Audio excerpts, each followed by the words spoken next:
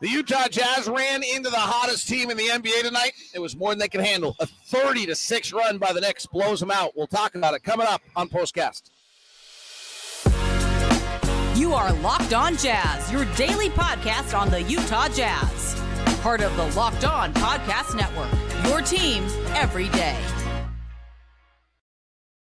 Well, we sold this game coming in as two of the hottest teams in the NBA tonight. And it was the New York Knicks who came in at 13-2 in the month. The Jazz 10-5. And the Knicks were just too much for the Jazz to handle tonight at Madison Square Garden, despite the fact they were without Julius Randle and OG Anunoby. David Locke along with Ron Boone here with you for POSTCAST after every single Jazz game. Thank you very much for joining us. The Jazz tonight, early on, the Jazz jumped out early, boxing one on Brunson, kind of flustered a little bit. And the Jazz half-court defense fabulous in that first quarter, Rod, holding the Knicks to a 75 offensive rating. The Knicks were able to overcome the Jazz by their offensive rebounding, 6 offensive rebounds, and the Jazz 6 turnovers, make it 29-22. Then at the half, it was 8, 57-49. The Knicks had begun to pick it up a little bit on offensive end. The Jazz were strong on their half-court offense. And then the Jazz rallied back. It was 61-60, Rod, and you felt like the Jazz had a chance of game balance. And then all of a sudden, it was gone in a hurry, a 30-6 run. What happened? It's amazing how you can fight and you fight back to get to a certain point, and then it's like you lose everything that you just accomplished. And this defense was probably the key to this team tonight. He only had 19. He had 19 at the half, ended up with 33 points. But boy, those three-point shots that he was making, Jalen Brunson was only 8 at the half. The third quarter, I thought, was probably the separator, for their team. But, working the last game of a road trip, just one of those games. It was a bad sequence. Let's walk through it just because to explain how a game just gets away from you. So it's 61-60. Sexton's hit a 3. Jazz have the momentum. They have fired back from 8. They've cut it. They're on a nice little run. Precious Achiuwa hits a 12-footer on a Jalen Brunson assist. The Jazz are doubling Brunson every time. And so that's a big bucket for them because Achiuwa answers. The Jazz didn't get the chance to take the lead. Markkanen misses a hook shot. Achiuwa is a bad three-point shooter, air balls, and it feels like the Jazz now have a chance. They're down 3, but Collin gets it stolen by DiVincenzo. If I remember correctly, it was Collin just at the top, kind of dribbling, gets it taken. Brunson goes the other way for a free throw. Chris Dunn turns it over on the next possession. Another steal from DiVincenzo, and he lays it up the other way. Sexton turns it over on the next possession. Harkenstein with a steal. Brunson lays it up again. On the other side, 3 seconds later, they ran out. Now you're down. All of a sudden, you're down 10. A bad foul on Chris Dunn makes it 9. John Collins takes a 3, which, 10 seconds into the shot clock. I know John Collins has got to shoot an open 3 if it's there, but frankly, you're 2 of 20 on the road trip. Like maybe something else in that possession, that important possession when you're on the wrong side of a run. He misses. Brunson takes it back the other way. 6 seconds into the shot clock. Pull-up transition 3. Buries it. Now you're down 12. Sexton gets fouled, makes 1 of 2 free throws. Fontecchio turns it over. Brunson scores 5 seconds after the turnover.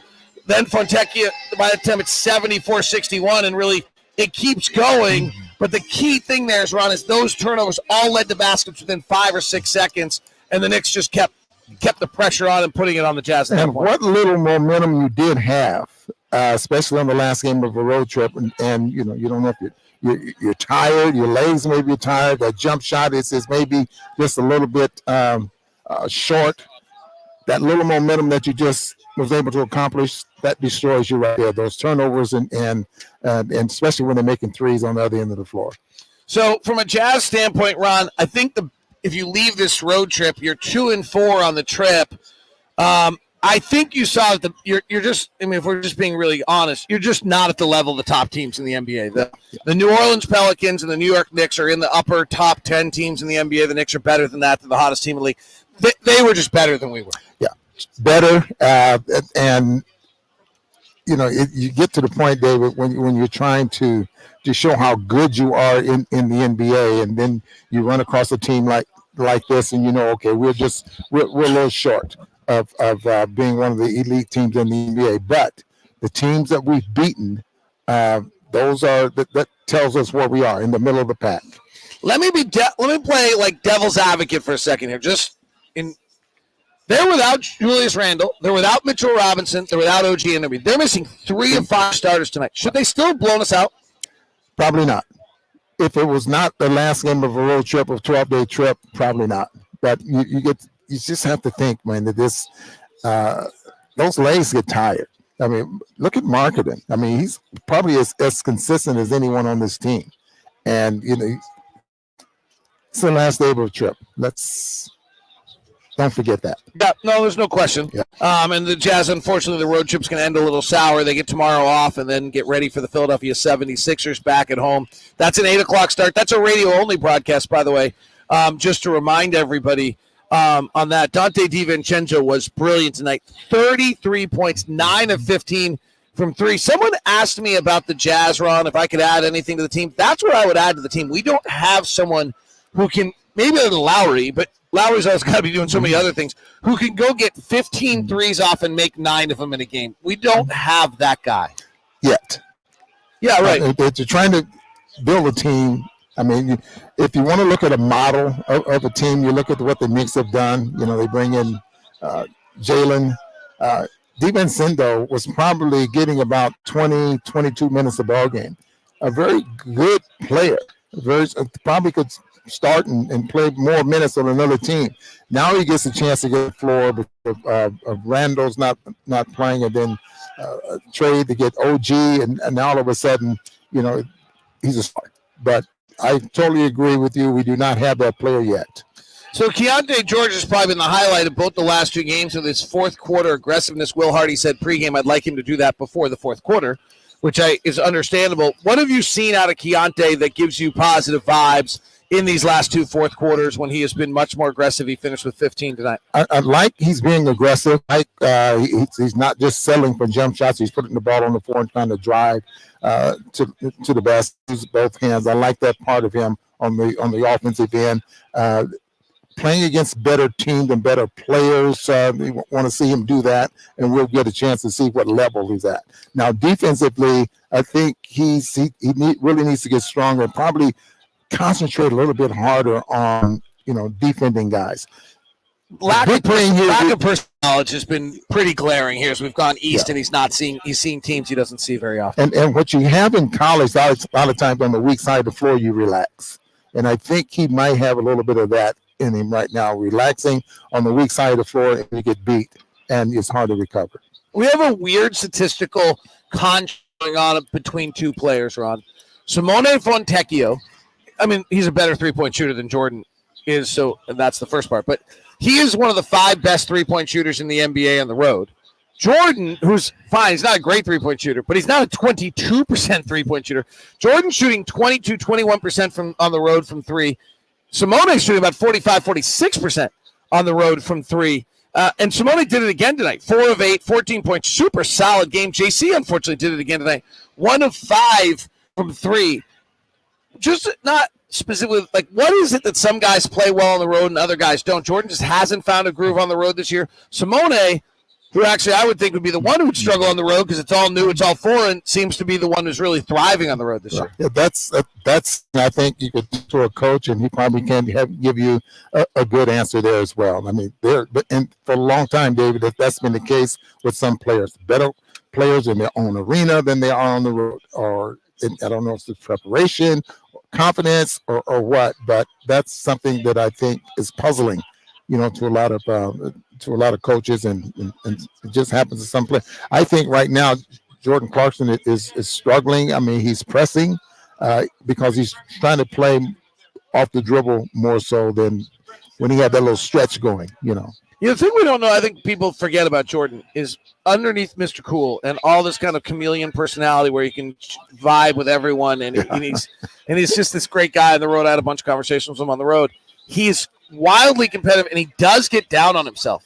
He really does, probably as much as anyone on this team, kind of thrive for excellence, and when it doesn't go well, kind of beat himself up a little bit. So he can do what you're saying, which is down on himself a little bit more and ride an emotional roller coaster than maybe you would think a veteran player would, because he cares.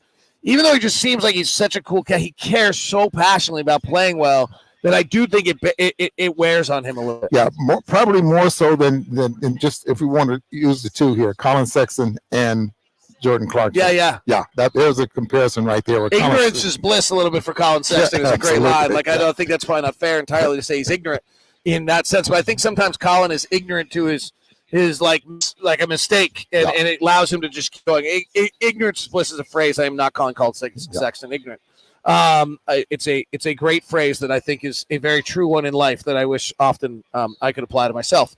I've noticed in my life that when I'm ignorant, I'm often the most blissful of things. All right, start out tonight, Ron. I'd like to give Simone Fontecchio a star, largely just for the whole road trip. On the road, he averaged 10 points, 5 rebounds. He shot 47% from the field and 46% from three on the road. Tonight, he did 50-50. He also had 14 points and 5 rebounds right on it. He was a plus-minus player tonight in a game which the Jazz lost by 15, but we're down by a lot more.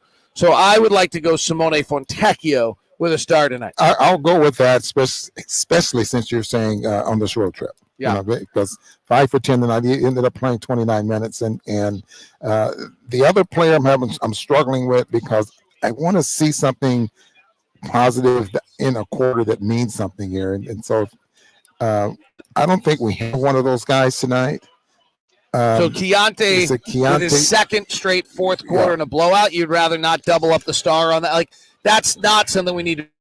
We need Keyonte to have that first, second, that fourth quarter against Miami. That kind of thing again. Exactly. But we don't have anyone else, so I've got a star. Okay, let's hear it. Ashley Reinhart. What a job she does. Absolutely. Second star tonight. Ashley Reinhart is our coordinator of all things. Calling her travel coordinator is not enough. But she basically conducted this 6-game road trip with a million things. Unless we went Adam Klauke, who's the equipment manager who had to deal with all this stuff for 6 And you just don't know how much equipment it really is. We're going 3 stars tonight. Simone Fontecchio, Ashley Reinhart, and Adam Klauke. Sounds good to me. All right, that wraps us up. That is POSTCAST. Thanks very much for joining us. Have a great night. We now send you over to the first ever 24/7 national sports channel. It's called Locked on Sports Today. Go check it out. If you're on YouTube, if you're listening on audio, check it out as well. Thursday, 76ers. Tickets available at UtahJazz.com.